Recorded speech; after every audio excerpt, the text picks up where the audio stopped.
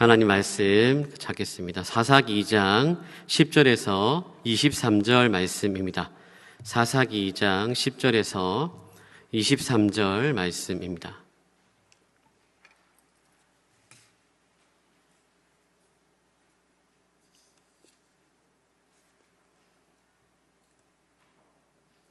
다 찾으셨으면 한 절씩 교독하겠습니다.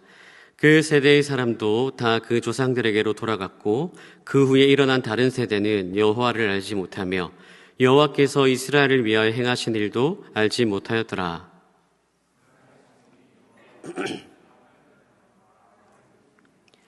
애굽 땅에서 그들을 인도하여 내신 그들의 조상들의 하나님 여호와를 버리고 다른 신들 곧 그들의 주위에 있는 백성의 신들을 따라 그들에게 절하여 여호와를 진노하시게 하였으되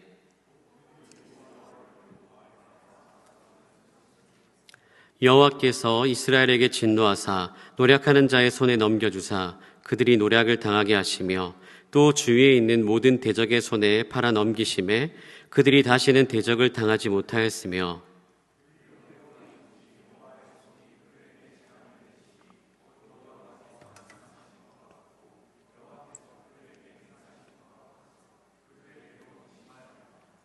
여호와께서 사사들을 세우사 노략자의 손에서 그들을 구원하게 하셨으나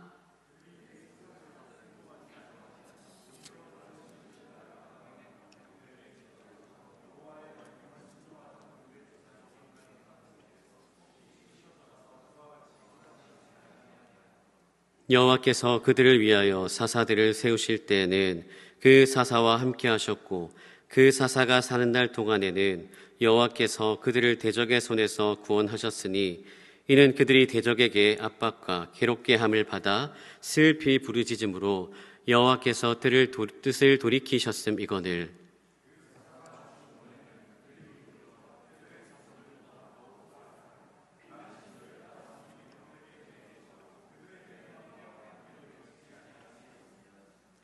여호와께서 이스라엘에게 진노하여 이르시되 이 백성이 내가 그들의 조상들에게 명령한 언약을 어기고 나의 목소리를 순종하지 아니하였은즉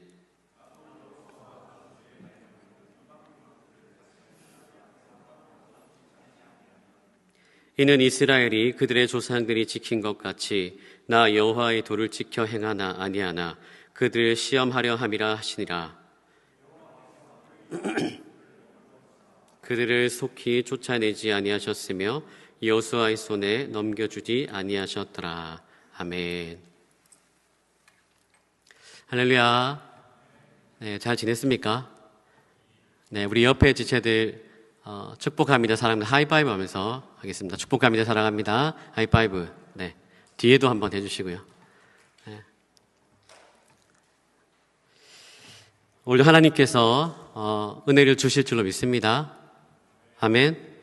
자, 오늘은 다음 세대가 아닌 다른 세대가 되면이라는 제목으로 말씀을 나누겠습니다. 2025년부터 운전면허 제도가 여러분 바뀌는 거 아시죠? 예전에는 학원 코스에서 시험만 봐도 면허를 딸 수 있었는데요. 이제는 실제 도로에서 얼마나 잘 운전하느냐가 더 중요해진다고 합니다. 쉽게 말해서 면허증만 있다고 운전할 줄 아는 게 아니라 진짜 도로 위에서 차를 안전하게 움직일 수 있어야 진짜 운전자라는 것입니다. 우리 신앙도 마찬가지입니다. 우리도 세례받고 교회 다니고 성경 지식을 가지고 있을 수는 있지만 실제 삶 속에서 하나님을 인격적으로 경험하지 못한다면 그것은 운전 면허증만 있는 운전자와 비슷하지 않겠습니까? 겉으로는 그리스도인인데요. 실제 삶에서는 하나님을 의지하지도 않고 복음을 전하지도 않고 세상 속에서 아무런 영향력도 없는 삶을 산다면 우리는 스스로에게 이렇게 질문해야 됩니다. 나는 면허만 있는, 이름만 있는 그리스도인인가? 아니면 지금 실제 도로 위에서 하나님과 함께 운전하고 있는가? 여러분 마음속으로 조용히 질문에 답해 보시기 바랍니다.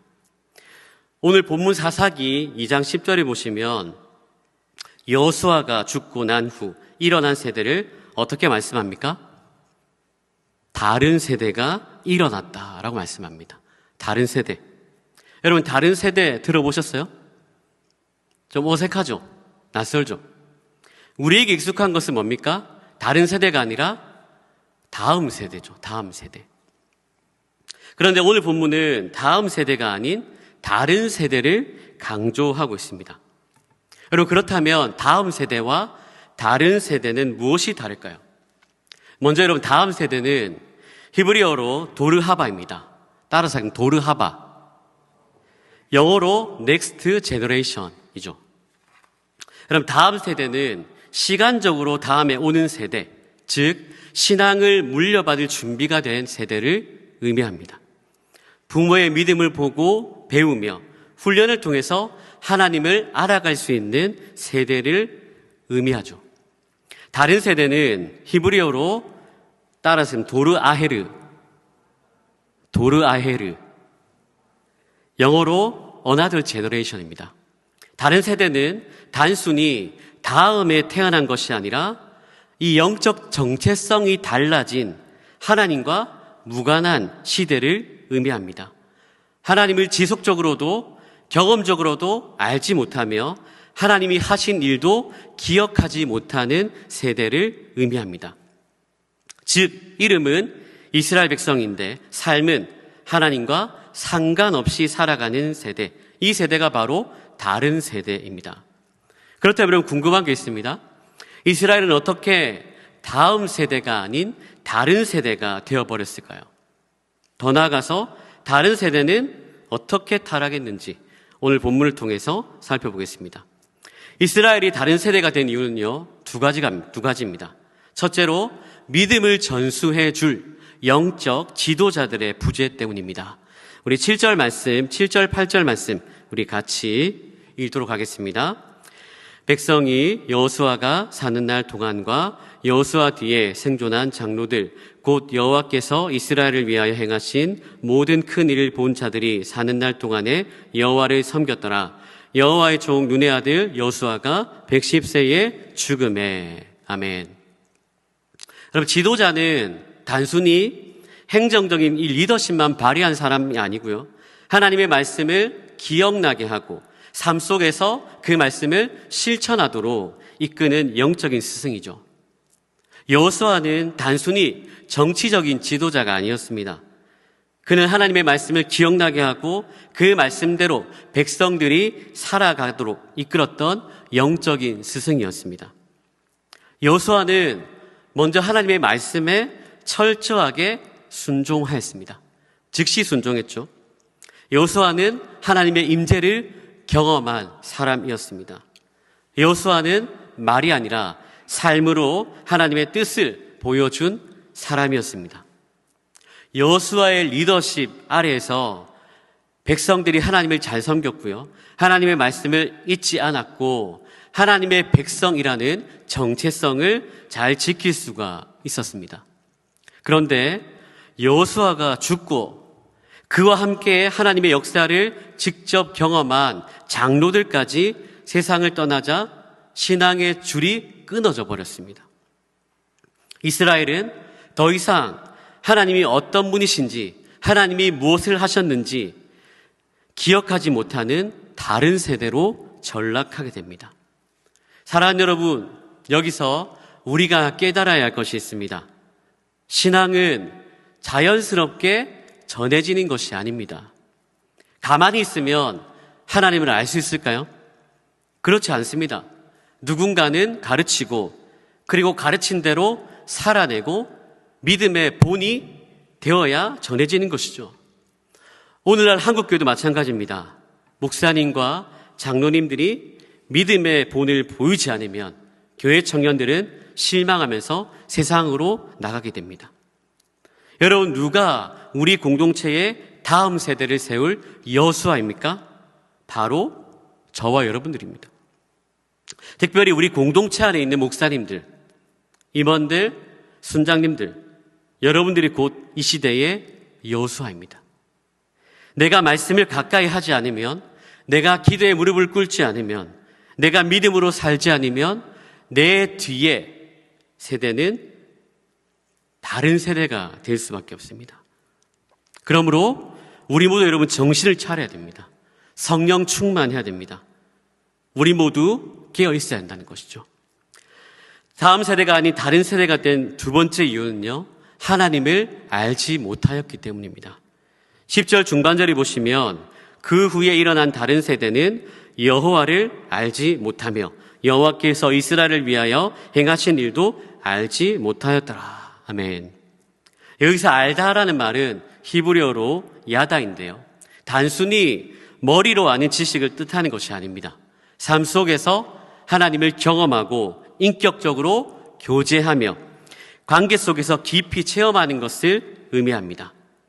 그러나 이스라엘은 하나님에 대한 이야기를 듣고 지식은 가지고 있었지만 실제로 하나님을 경험하지 못하였고 하나님과 인격적인 관계를 맺지 못하였습니다. 결국 하나님을 지식적으로만, 머리로만 알았지 마음으로 만나지 못한 세대가 된 것입니다. 그렇다면 여러분, 이스라엘이 하나님을 알지 못하였을 때 어떤 일이 일어났을까요? 하나님을 두려워하지 않았습니다. 하나님을. 세상 사람들과 다를 것 없이 똑같이 살아갑니다. 겉으로는 그리스도인이에요. 그러나 실제 삶은요, 하나님과 모른 채 하며 하나님 없이 살아가는 겁니다. 여러분, 이것이 바로 다른 세대의 특징입니다. 어쩌면 지금 우리 시대의 모습입니다. 여러분, 한국교회 현실을 말씀드리겠습니다. 초등학교 때까지, 아니요 더 길면 중고등부 때까지 부모님 따라 교회를 잘 다닙니다. 그러나 대학에 가자마자 교회를 떠나고 신앙을 버립니다. 왜 그렇습니까? 신앙에게 그들은 더 이상 능력이 아니기 때문입니다. 신앙은 그들에게 더 이상 축복이 아니기 때문입니다. 신앙은 그들에게 더 이상 우선순위가 아니기 때문입니다. 신앙은 그들에게 소망이 아니기 때문입니다. 그들에게 있어서 신앙은 부모님을 따라 나선 습관이었을 뿐입니다. 부모님의 체면을 세워주는 것일 뿐입니다. 그래서 신앙을 버린 청년들은 시험 기간만 되면요, 예배보다 공부를 선택합니다. 취업 준비할 때는 예배보다 스펙 쌓는 것을 선택합니다. 연애냐, 인간관계 앞에서는 하나님보다 내 감정과 내 방법을 우선적으로 생각합니다. 여러분, 이것이 바로 오늘날 한국교회의 현실이고 위기입니다. 여러분, 하나님을 모르는 세대가 되는 방법은 특별하지 않습니다.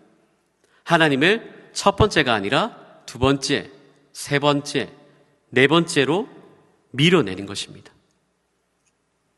여러분, 질문해 보십시오. 내 삶에서 하나님은 몇 번째입니까?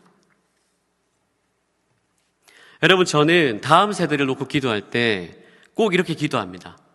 하나님, 우리 초래한교회의 다음 세대들 가운데 다니엘과 같이, 요셉과 같이, 다윗과 같이 그 믿음의 사람들이 일어나게 해주십시오 라고 기도합니다.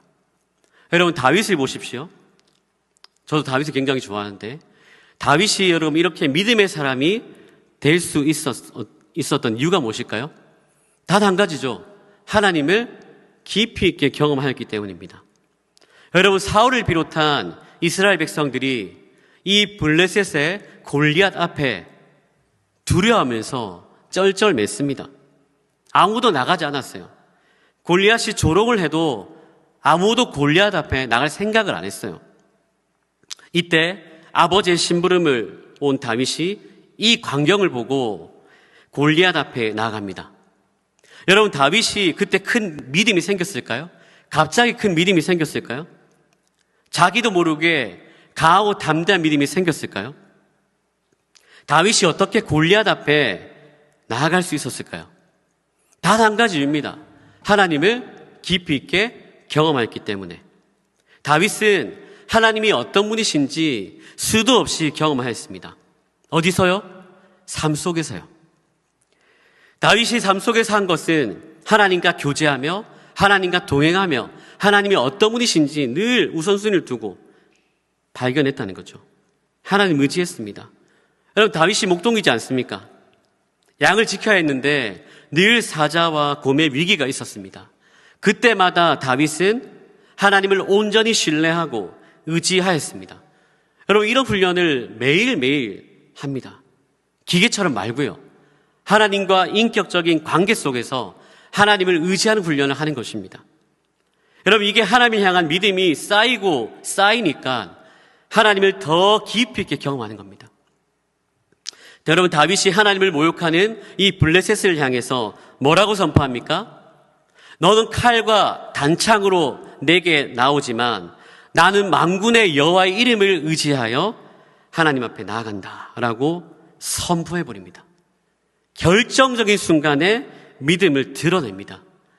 하나님이 실제가 되니까 골리앗이 아무리 커 보여도, 세상이 아무리 커 보여도 하나님의 눈으로 보니까 골리앗이 개미에 불과한 겁니다. 여러분, 이것이 믿음이고 이것이 신앙이죠. 사랑하는 여러분, 여러분도 나의 삶의 자리에서 하나님을 신뢰하는 훈련을 해야 됩니다. 신뢰하는 훈련. 시험 앞에서, 취업 앞에서, 결혼 앞에서, 관계 앞에서 하나님을 신뢰하는 훈련을 할 때 하나님이 연단시켜 주시고 믿음을 주시는 거죠. 여러분, 기억하십시오. 신앙은 지식이 아니라 관계입니다. 한번 따라하겠습니다. 신앙은 지식이 아니라 관계입니다. 신앙은 여러분 전통이 아니라 경험입니다. 경험. 신앙은 다른 사람의 것이 아니라 나의 것이 되어야 됩니다. 나의 것. 그러므로 우리가 힘써야 할 것이 무엇입니까? 여호와를 알아야 하는 겁니다. 여호와를. 호세아 6장 3절 우리 같이 읽도록 하겠습니다. 그러므로 우리가 여호와를 알자.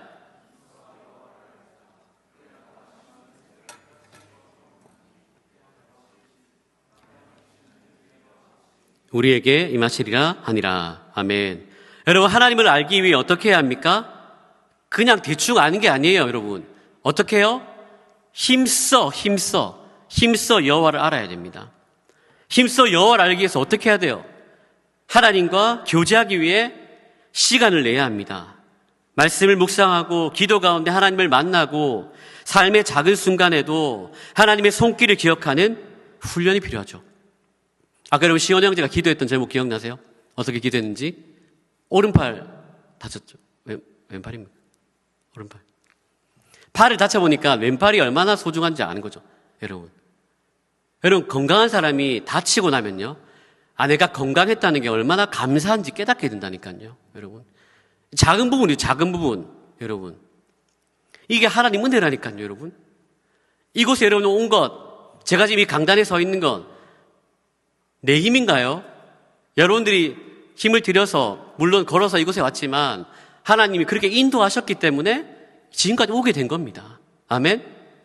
이게 하나님 은혜죠. 하나님 은혜.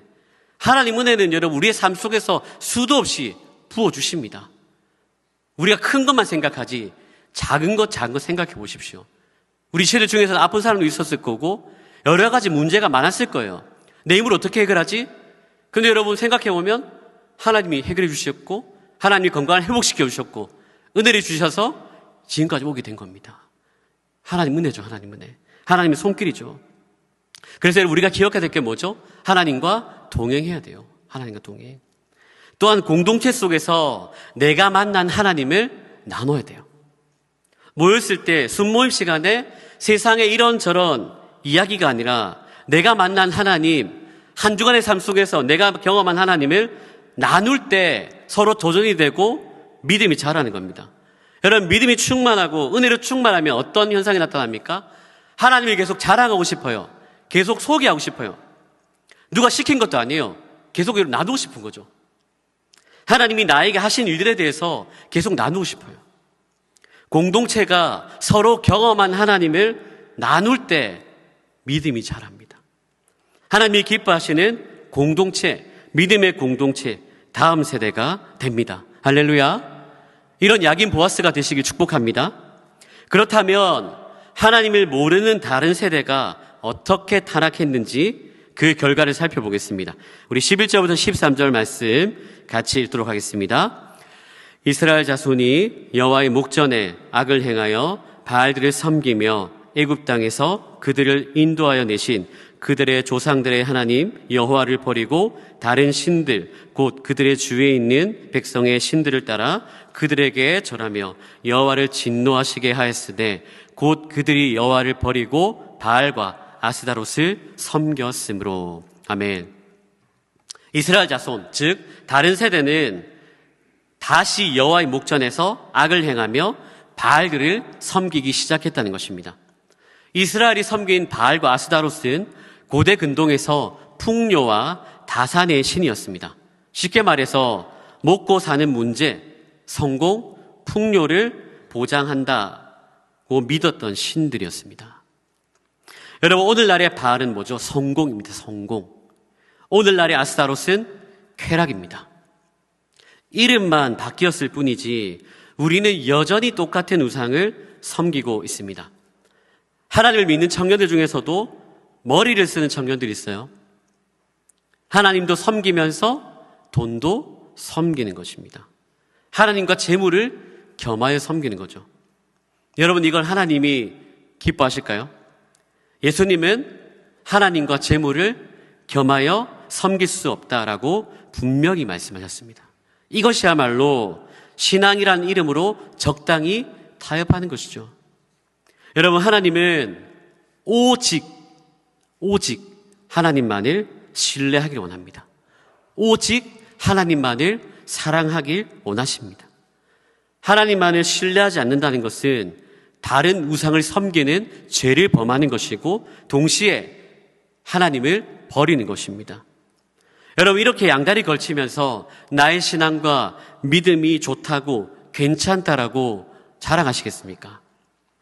여호수아가 고별 설교에서 이렇게 고백합니다. 따라서 하겠습니다. 오직 나와 내 집은 여호와를 섬기겠노라. 오직 나와 내 집은 여호와를 섬기겠노라. 여러분, 이것이 우리의 고백이 되어야 할 줄로 믿습니다. 여러분, 하나님이 제일 싫어하시는 것이 무엇일까요? 우상숭배입니다. 우상숭배. 하나님이 이스라엘 백성들에게 어떻게 하십니까? 14절 15절 우리 같이 읽도록 하겠습니다. 여호와께서 이스라엘에게 진노하사 노략하는 자의 손에 넘겨주사 그들이 노략을 당하게 하시며 또 주위에 있는 모든 대적의 손에 팔아 넘기심에 그들이 다시는 대적을 당하지 못하였으며 그들이 어디로 가든지 여호와의 손이 그들에게 재앙을 내리시니 곧 여호와께서 말씀하신 것과 같고 여호와께서 그들에게 맹세하신 것과 같아서 그들의 괴로움이 심하였더라. 아멘. 하나님은 우상 숭배하는 이스라엘 백성들에게 진노하셔서 노력하는 자의 손과 주위에 있는 모든 대적의 손에 팔아 넘기셨습니다. 그 결과 이스라엘은 대적들에게 계속 패하게 됩니다. 패배뿐만 아니라 재앙과 괴로움을 당하게 되는 것이죠. 그래서 여러분, 우리가 기억해야 될 것이 있습니다. 하나님이 없는 인생은 결국 헛수고입니다. 하나님 없는 성공은 결국 망하는 것입니다.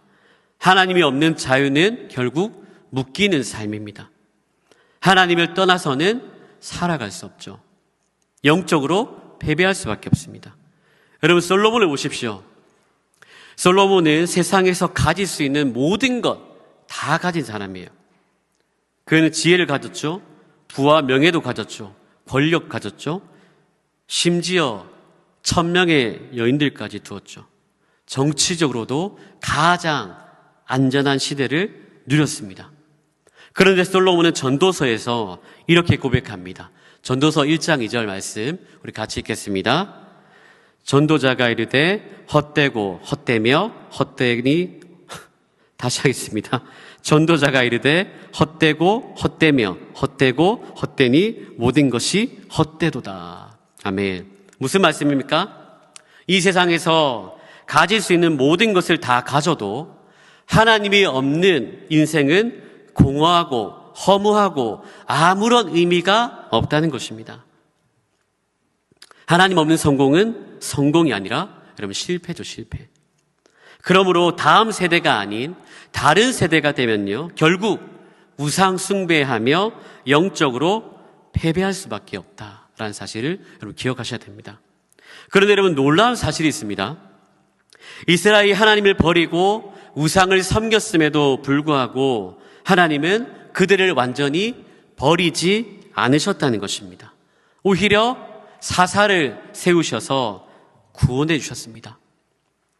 여러분, 여기서 중요한 것이 있습니다. 사사를 통한 구원은요, 이 사사들의 능력에서 나온 것이 아니라 사사들과 함께 하신 하나님의 은혜였습니다. 그래서 18절 중반절에서 이렇게 말씀합니다. 여호와께서 그들을 대적의 손에서 구원하셨다라고 말씀합니다. 여러분, 하나님의 구원은 이스라엘이 마음을 찢고 옷을 찢고 진정으로 회개했기 때문이 아닙니다.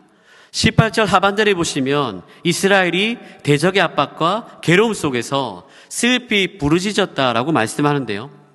여기 슬피 부르짖음이라고 번역된 히브리 단어 노아카는 회개와 관련된 단어가 아니라 단순히 고통 속에서 흘러나오는 신음소리를 의미합니다.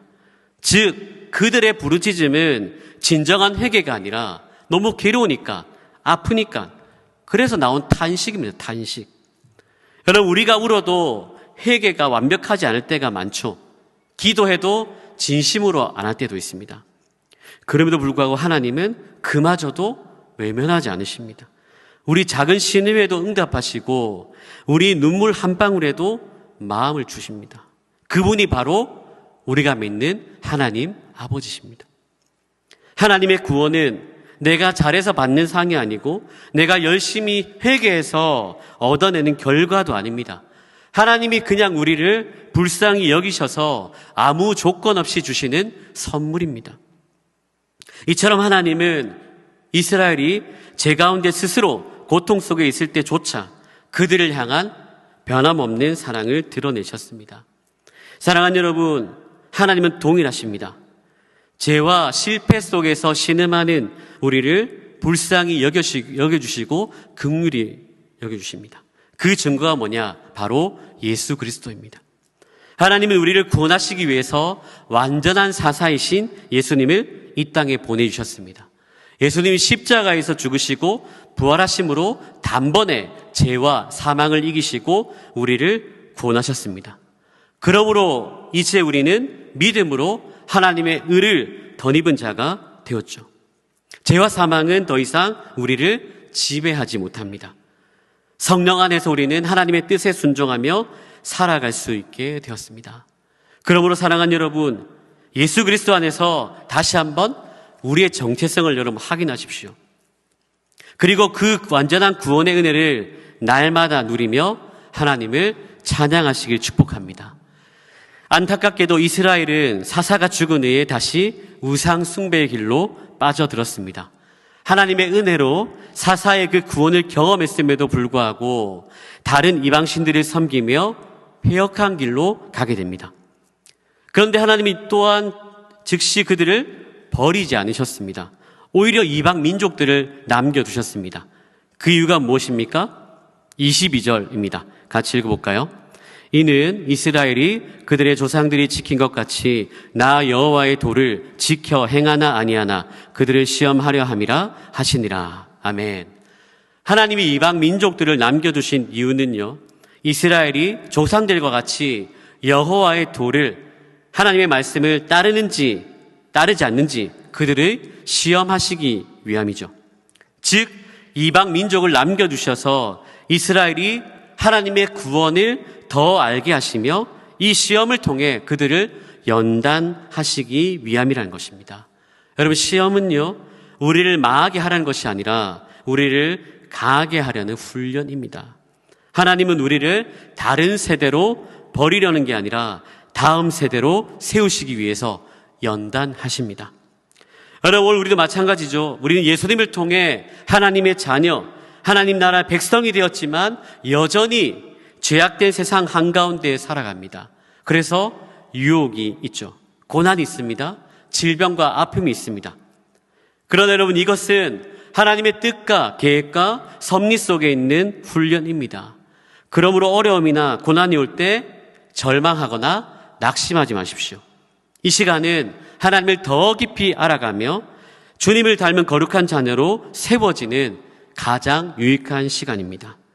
다른 세대는 고난 속에서 하나님을 떠나지만 다음 세대는 고난 속에서 하나님을 의지합니다. 여러분, 하나님께서 우리를 훈련시킨 이유는 단 하나입니다. 우리가 다른 세대가 아니라 다음 세대가 되게 하시기 위해서. 그러므로 믿음으로 시험을 이겨내고 어떤 상황 속에서도 하나님을 더 깊이 아는 거룩한 세대로 서시기를 주님의 이름으로 축복합니다. 말씀을 정리합니다.